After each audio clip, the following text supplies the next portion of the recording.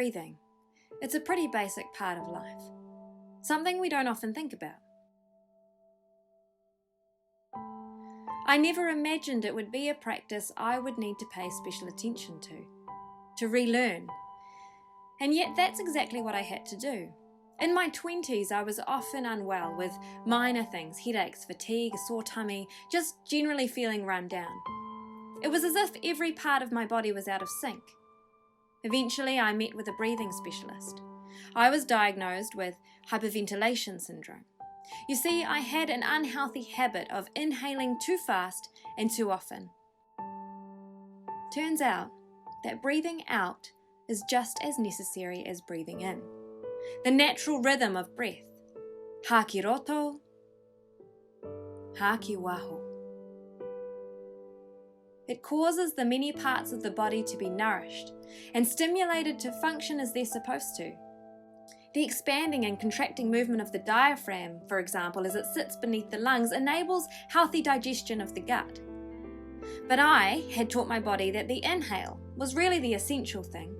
I'd conditioned it to rely heavily on breathing in and in and in, to the point that I would often find myself sighing as my body claimed even more oxygen, thinking it was running out. It took months to retrain myself to breathe, lying on my back, on the floor, focusing on the exhale, breathing out, and again, until I found a rhythm of balance. Haki roto, haki waho. Hyperventilation causes the body to be unwell. Too much gathering the air into oneself is actually harmful. Breathing out makes up half of this basic practice, which is necessary for life and for flourishing.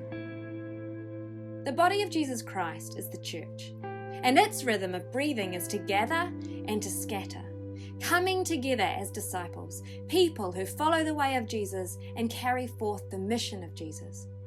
And then going out as disciples, spreading to our corners of the world, following the way of Jesus and carrying forth his mission in everyday contexts. However, our churches seem to have a bad case of hyperventilation syndrome.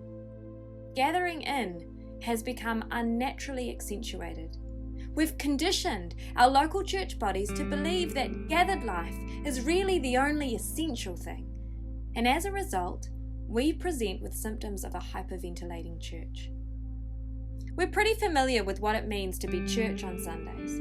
Pastors, leaders devote hours towards planning and curating Sunday services and other times of gathered prayer and worship and service.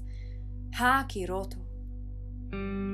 But breathing out has become a lost art.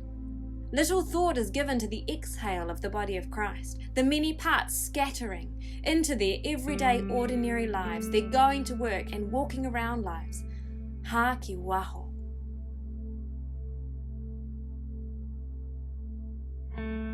How much do we realize that breathing out is necessary for the health of the church? Jesus calls everyone to follow him, then gives his Spirit to carry forth his mission. What is the mission of Jesus? He's basically creating little pockets of heaven. And he's doing it out there in the middle of the world of sin and death. Christ is making all things new. All things. And he's doing it through us, his body. We carry forth his mission.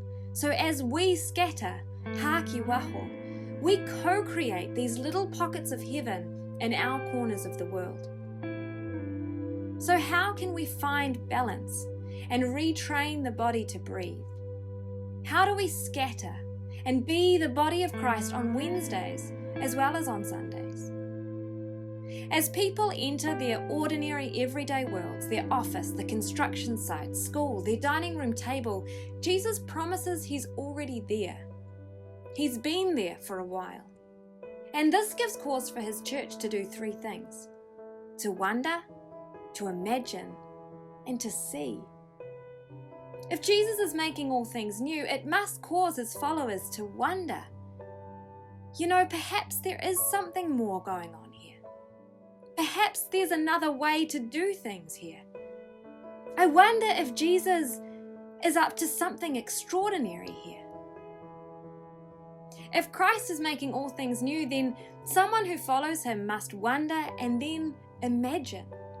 Imagine what God has planned for this space, through this work, and in these other people around me. Imagine what part he's equipped me to play.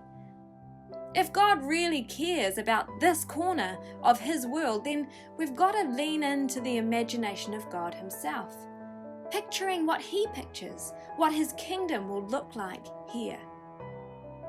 And if Jesus is making all things new, then his people will see. We'll see it as it unfolds. We will see how Jesus chooses to bring it about through people. We'll see how people and cultures are transformed. As his body scatters, we will see little pockets of heaven established in our ordinary, everyday spaces.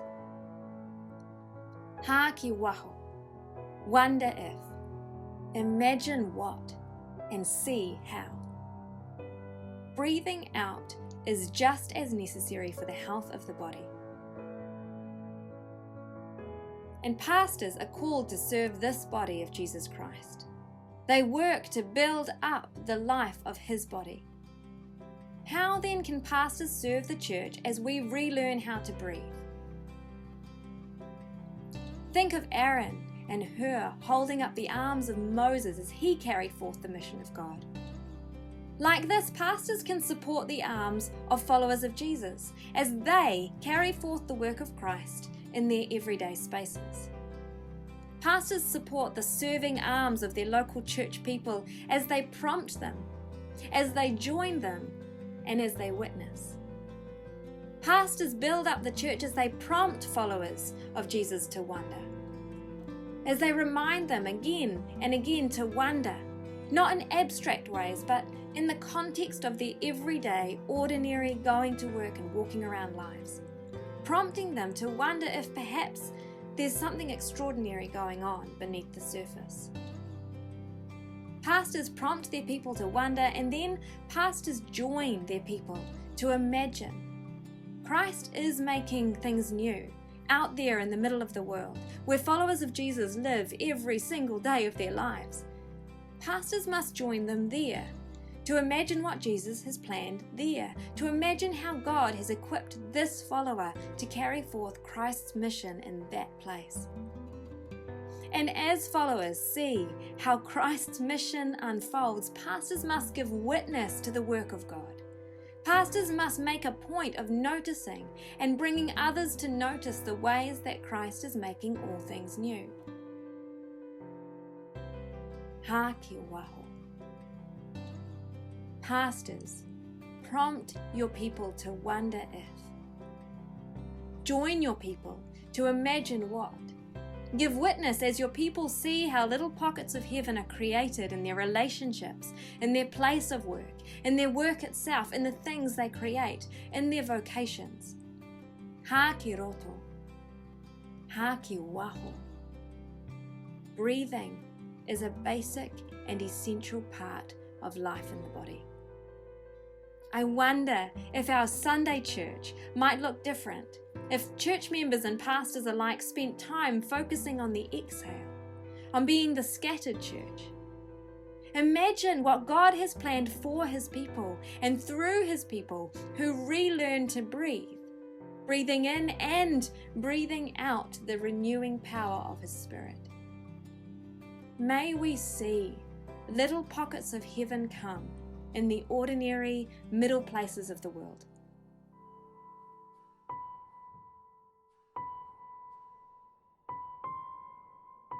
Church, body of Ihu Karaiti, Ha ki roto, Ha ki waho.